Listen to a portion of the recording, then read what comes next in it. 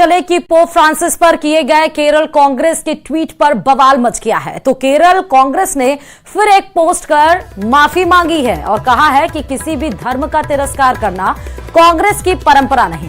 दरअसल केरल कांग्रेस ने इटली में प्रधानमंत्री नरेंद्र मोदी और पोप की मुलाकात की फोटो साझा करते हुए तंज कसा था और लिखा था कि आखिरकार पोप को भगवान से मिलने का मौका मिल गया है।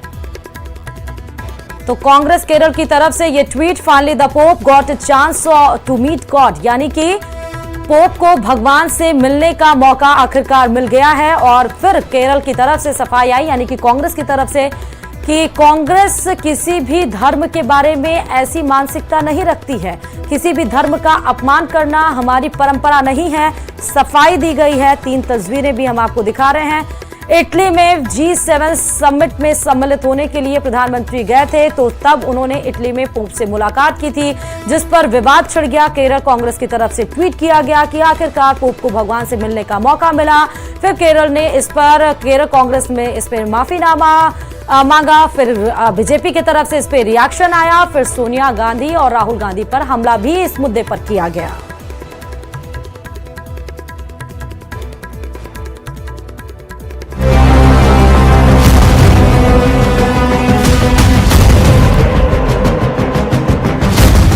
इटली के अपोलिया में प्रधानमंत्री मोदी ने पोप फ्रांसिस से मुलाकात की, उनसे गले मिले और उन्हें भारत आने का न्योता दिया।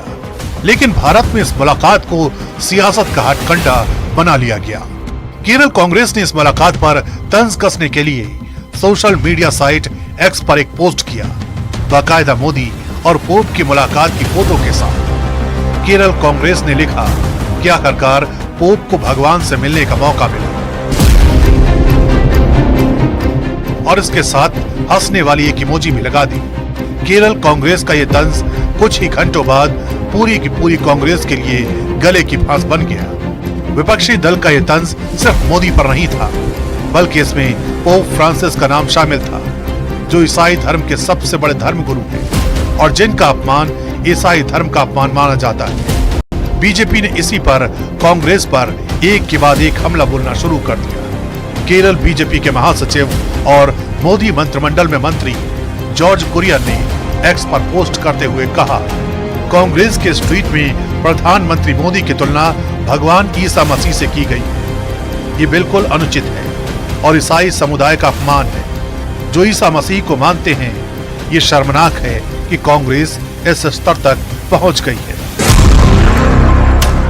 इतना ही नहीं, वर्षों तक कांग्रेस में रहे A.K. एंटनी के बेटे अनिल के एंटनी ने भी कांग्रेस को इस मुद्दे पर घेरा और यहां तक कह दिया कि जिस कांग्रेस की सबसे ज्यादा समय तक अध्यक्ष रही सोनिया गांधी कैथोलिक धर्म का पालन करती हैं, उन्हें माफी मांगनी चाहिए। उन्होंने एक्स पर पोस्ट करते हुए कहा, दुखद और निंदनीय है कि केरल कांग्रेस ने हमारे प्रधानमंत्री नरेंद्र मोदी जी और उनके लगातार बढ़ते वैश्विक कद के प्रति अपनी अंधी नफरत के कारण पवित्र पिता पोप फ्रांसिस का भी मजाक उड़ाया।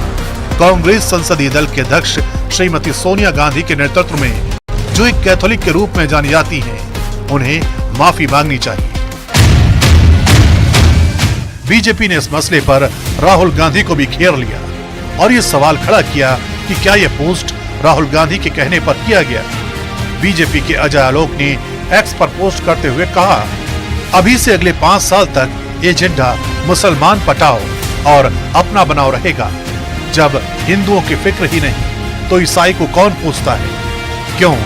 कांग्रेस बताए कि ये ट्वीट क्या राहुल गांधी ने कहा था करने के लिए? मोदी और पोप की मुलाकात पर केरल कांग्रेस के तंज ने कांग्रेस को ऐसे कटघरे में खड़ा किया कि उन्हें आखिरकार ईसाई समुदाय से माफी मांगनी पड़ी और ये कहना पड़ा कि कांग्रेस किसी भी धर्म का अपमान नहीं करती। हालांकि अभी ये मसला खत्म नहीं हुआ है, इस पर सियासत जारी रहने के आसार हैं।